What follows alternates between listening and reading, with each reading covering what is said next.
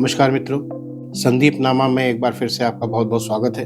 2024 वर्ष खत्म होने को है और ये गुजरता साल सियासत के दृष्टिकोण से बहुत महत्वपूर्ण रहा। राष्ट्रीय स्तर पर कई प्रदेशों में चुनाव हुए, राष्ट्रीय परिदृश्य पर सियासत ने काफी करवटें ली। सभी राजनीतिक दलों को यह साल कहीं पर सुखद अनुभूति का एहसास करा गया तो कहीं पर गहरा सदमा भी दे गया। आज हम 2024 को सियासी परिदृश्य पर परखेंगे। 2024 का सियासी सफर काफी दिलचस्प रहा। वक्त गुजरता है पर दिखता नहीं। दिखा बहुत कुछ जाता है, सिखा बहुत कुछ जाता है। हर गुजरा लम्हा अपना निशान छोड़ जाता है। यही निशान कभी हमें खुशी का एहसास कराते हैं तो कभी सदमा दे जाते हैं, लेकिन ये गुजरे लम्हे वक्त के शिलापट पर अपनी इबारत जरूर लिख जाते हैं और यह इबारत कभी मिटती नहीं है। सन 2024 सियासत के दृष्टिकोण से बहुत महत्वपूर्ण रहा, अद्भुत रहा। भाजपा, कांग्रेस सहित सभी राजनीतिक दलों को फायदा नुकसान के साथ करारा सबक भी सिखा गया। कांग्रेस ने लोकसभा चुनाव के दौरान कई फॉल्स नैरेटिव गढ़े। दुष्प्रचार किया गया कि भाजपा तीसरी बार सत्ता में आई तो संविधान बदल देगी, SC ST कोटे, OBC कोटे का आरक्षण खत्म कर दिया जाएगा, मुसलमानों को देश से निकाल दिया जाएगा। ये फॉल्स नैरेटिव कारगर साबित हुए।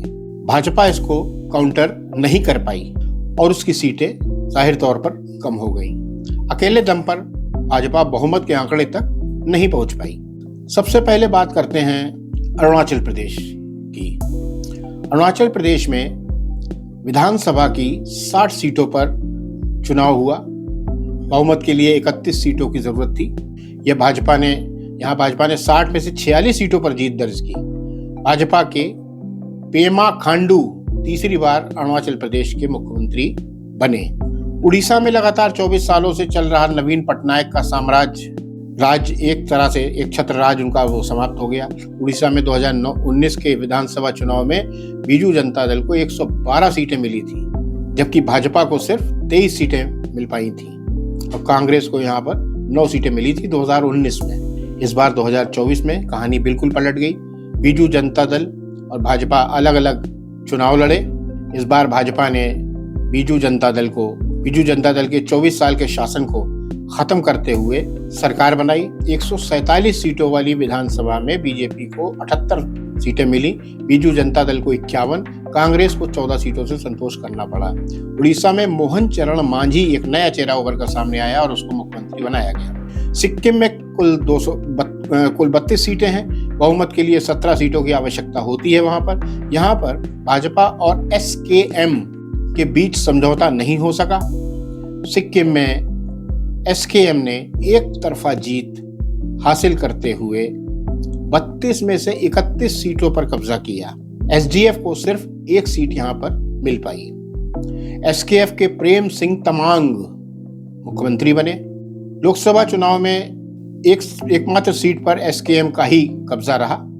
हालांकि चुनाव के बाद सिक्किम का यह सत्ताधारी दल SKM NDA का हिस्सा बन गया। हरियाणा विधानसभा चुनाव में कांग्रेस जीत के प्रति इतनी मुतमईन थी, इतनी आश्वस्त थी कि मुख्यमंत्री पद के लिए खींचतान के साथ मंत्रियों के नाम भी तय हो रहे थे। हुआ इसका उल्टा। पहलवान और किसान का मुद्दा नाकाफी साबित हुआ। कांग्रेस को अप्रत्याशित रूप से शिकस्त झेलनी पड़ी। जम्मू कश्मीर में नेशनल कॉन्फ्रेंस कांग्रेस की जरूर सरकार बनी, लेकिन कांग्रेस को सिर्फ 6 सीटें मिली, तो उसके लिए एक बहुत बड़ा झटका है। 2024 में भाजपा को भी नसीहत मिली कि अति आत्मविश्वास से बचें, गुरेज करें। एक बात क्लियर है कि जब लोकसभा चुनाव से पहले सभी सर्वे ये बता रहे थे कि एनडीए की सरकार बनना तय है, तो मोदी जी को अब की बार 400 पार का नारा देने की क्या जरूरत थी। ये मोदी जी का एक तरह से ओवर कॉन्फिडेंस तो था ही, अहंकार भी था, जिसे जनता ने तोड़ दिया। हालांकि जनता ने यह संकेत फिर दे दिया कि मान्यवर मोदी जी, जनता अब भी आपको पसंद करती है, लेकिन हद में रहिए। जेपी नड्डा को भी मालूम हो गया कि ज्यादा डींगे मारना ठीक नहीं है। आरएसएस पर उनके मूर्खतापूर्ण बयान का भाजपा को बड़ा खामियाजा भुगतना पड़ा, जिसकी भरपाई करने की भाजपाई कोशिश कर रहे हैं। मोदी जी खुद मोहन भागवत के सामने सरेंडर की स्थिति में है, समर्पण की मुद्रा में है।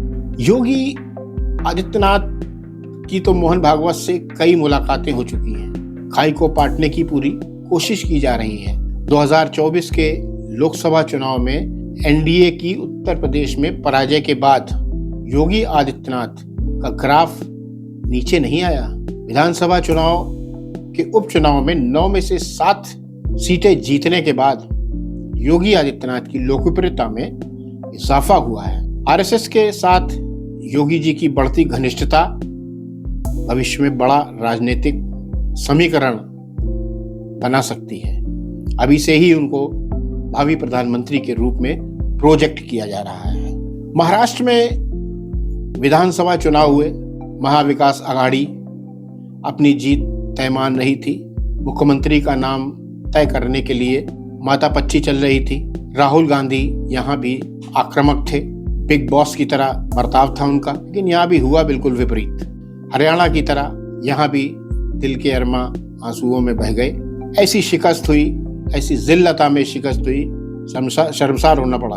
84 साल के सियासी चाणक्य दादा शरद पवार को भी जनता ने एक तरह से थैंक यू कह दिया, यानी उनको फेयरवेल दे दी।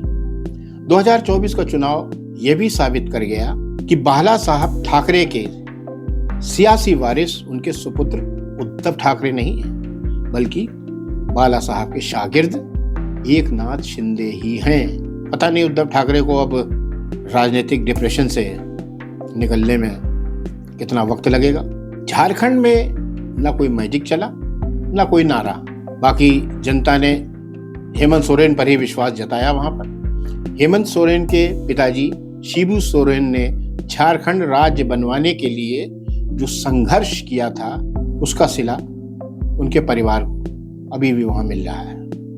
भ्रष्टाचार के आरोप में जेल जाने के बाद भी हेमंत सोरेन की लोकप्रियता में कोई कमी नहीं आई है। उनकी लोकप्रियता अभी भी बरकरार है। जैसे लोकसभा चुनाव में प्रधानमंत्री मोदी जी का घमंड चूर चूर हो गया था, उसी तरह उत्तर प्रदेश की 9 सीटों पर हुए विधानसभा चुनाव के परिणामों ने सपा सुप्रीमो अखिलेश यादव के बड़बोलेपन पर भी लगाम लगा दिया है।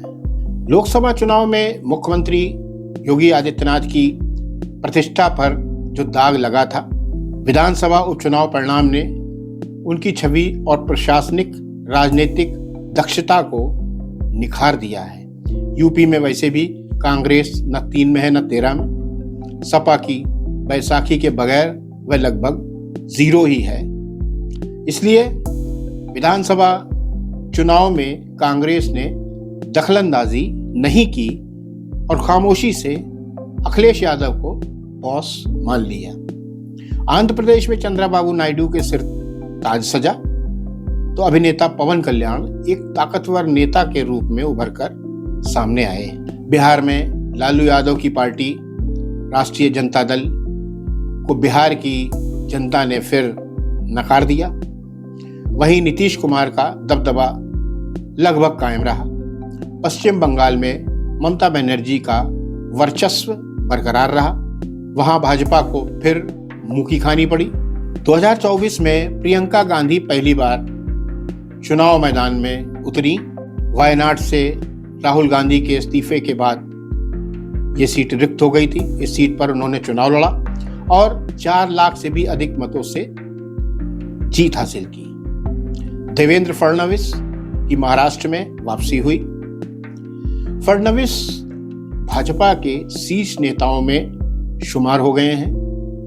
उद्धव ठाकरे की सरकार गिरने के बाद फडणवीस को ही अगला मुख्यमंत्री माना जा रहा था। मुख्यमंत्री के तौर पर देखा जा रहा था, लेकिन बीजेपी आला कमान ने अप्रत्याशित रूप से एकनाथ शिंदे को मुख्यमंत्री बनाने का फैसला लिया था। फडणवीस ने भी दूरदर्शिता दिखाते हुए यह फैसला स्वीकार किया और पूरे समर्पण भाव के साथ सरकार संचालित करने में सहयोग करते रहे।